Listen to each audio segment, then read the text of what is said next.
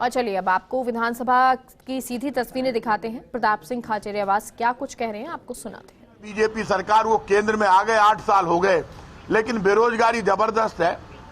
हर 1 घंटे में 4-5 लोग आत्महत्या कर रहे हैं बेरोजगारी के कारण। भूख और गरीबी जबरदस्त है। उद्योगपतियों के 10 लाख करोड़ रुपए से ज्यादा के कर्जे माफ बीजेपी कर देती है। आज वो भारतीय जनता पार्टी लोकसभा को नहीं चलने दे रही। हिंदुस्तान में पहली बार ऐसा हुआ है जब सत्ता में बैठा हुआ दल भारतीय जनता पार्टी जो लोकसभा में सरकार में है, उनकी जिम्मेदारी है लोकसभा को चलाने की, वो विपक्ष की भूमिका निभा रहे हैं। अरे भाई, आप ईडी, इनकम टैक्स, सीबीआई के जरिए लोगों के घरों पर रेड डाल रहे थे, डरा रहे थे। अब वो डर तो मिट गया, क्योंकि जनता में ये हो गया कि ये एजेंसियां तो राजनीतिक एजेंसियां हैं जो बीजेपी का काम कर रही है।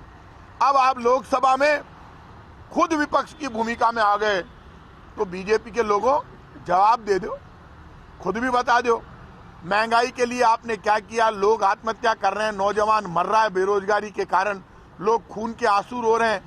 सिलेंडर किस रेट पर आ गया, पेट्रोल डीजल कहां पर है, जो खाने पीने की वस्तुएं 7वें आसमान पर है। गांव में गरीबी, दर्द, जबरदस्त भुखमरी है।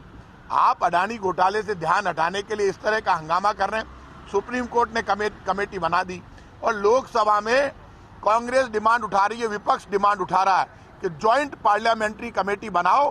कांग्रेस के, बीजेपी के, सपा के, बसपा के, कम्युनिस्ट, हर एमपी उसमें ज्वाइंट पार्लियामेंट्री कमेटी में होगा।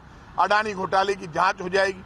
एक तरफ तो आप विपक्ष के नेताओं के घरों पर ईडी, इनकम टैक्स, सीबीआई भेज रहे हैं, और दूसरी तरफ आप जेपीसी बनाने को तैयार नहीं है, लोकसभा में एमपी की कमेटी बनाने को तैयार नहीं है।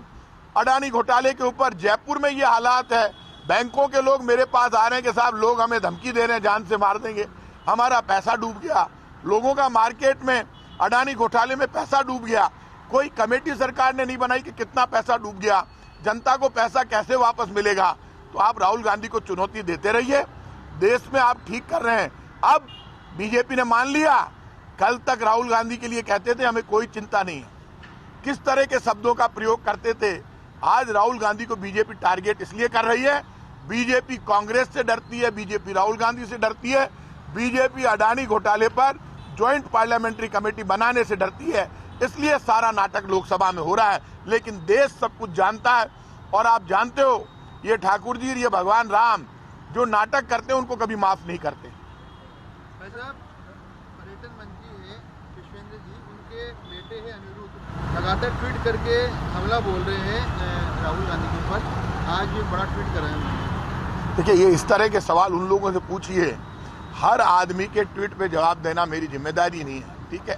Thank you. एक छोटा सवाल है, 22 तारीख को आपके नगर निगम हेरिटेज में शारदा सभा की मीटिंग थी, आपने सहमति दे दी थी।